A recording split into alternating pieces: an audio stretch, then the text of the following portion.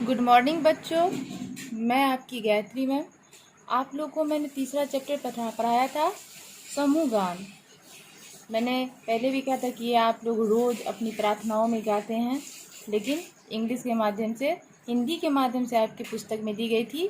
मैं आपका उसको पढ़ा दिया था सही से मैंने, और आपको उसका मैंने मौखिक तैयार किया, इसका क्वेश्चन आंसर सोचा कि आप लोग को कराते जाऊं पूरा।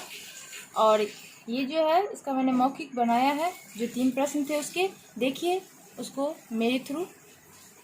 पहला है कि कामयाबी के लिए सबसे ज़रूरी क्या है।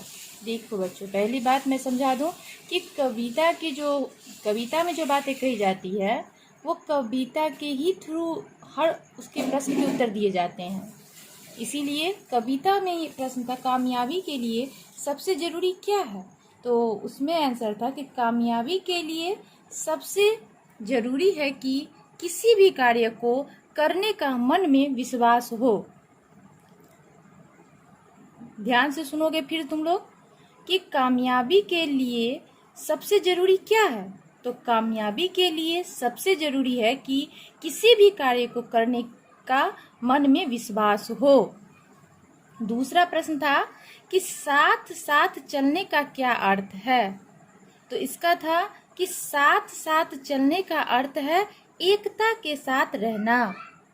क्या कहा गिरिजा कुमार माथुर ने ये समूह गान के जरिए, कि साथ साथ चलने का अर्थ है एकता के साथ रहना। और फिर इसका तीसरा प्रश्न था कि डर को दूर करने के लिए सबसे अधिक आवश्यक बातें क्या क्या है। डर को दूर करने के लिए सबसे अधिक आवश्यक बातें क्या क्या है। तो इसका उत्तर था कि डर को दूर करने के लिए सबसे अधिक आवश्यक बातें हैं कि देश प्रेम की भावना, शांति एवं समृद्धि की भावना का विकास, निडर बनने की प्रेरणा और मन का विश्वास। क्योंकि हम कोई भी बात हम बाहर से नहीं लेंगे, कविता की बातें हैं, कविता की पंक्तियों के जो अर्थ के माध्यम से ही इसके हम प्रश्न उत्तर भी देंगे।